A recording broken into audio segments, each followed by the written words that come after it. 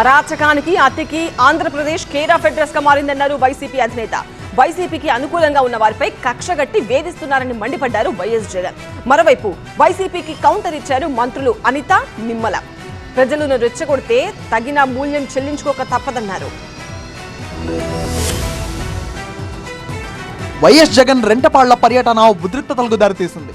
జగన్ పర్యటన ఆలస్యం కావడంతో సత్తెనపల్లి నుంచి రెంటపాళ్ల వరకు జనసంద్రంగా మారింది. జగన్ను చూసేందుకు జనం ఎగబడ్డారు.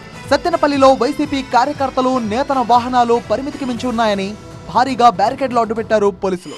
దీంతో బ్యారికేడ్లను తోసేసి పోలీసులతో వాగ్వాదానికి దిగారు అంబటి రాంబాబు. రెంటపాళ్ల చుట్టూ పోలీసులు 25 చెక్పోస్టులు ఏర్పాటు చేయాల్సిన పరిస్థితి వచ్చింది. జగన్ వెంట గ్రామానికి వెళ్లడానికి 100 మందికే పోలీసులు అనుమతిచ్చారు.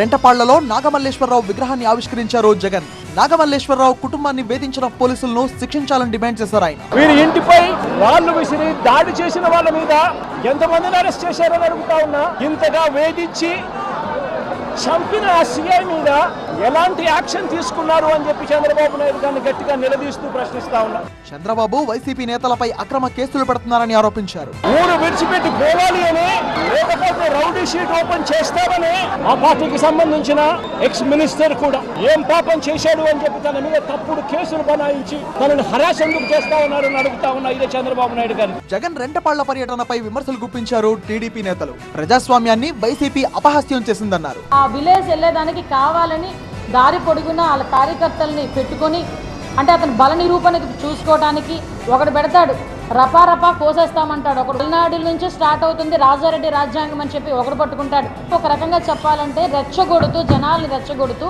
వాళ్ళ తాలూకా ఆ ర్యాలీ ఎలా జరిగిందో మీరు అందరూ కూడా చూశారు. గుంపులుగా వచ్చి మీరు రూల్స్ పెడతారా, మేము వైలేట్ చేస్తాం అని కవ్వింపు చర్యలకి పాల్పడడం అనేటటువంటిది. అందుకే జగన్మోహన్ రెడ్డి గారికి బాధ్యత లేదు అనేది. బాధ్యత లేని నాయకుడు ఈ చరిత్రలో ఎవడైనా ఉన్నాడు అంటే జగన్మోహన్ రెడ్డి గారు మాత్రమే. ఏపీలో జగన్ బ్యాచ్ గూండాయిజాన్ని అరికడతామన్నారు మంత్రి నిమ్మల. జగన్ పల్నాడు పర్యటనపై టీడీపీ నేతలు ఫైర్ అవుతున్నారు. ప్రజలను రెచ్చగొట్టే చర్యలు సరికావన్నారు.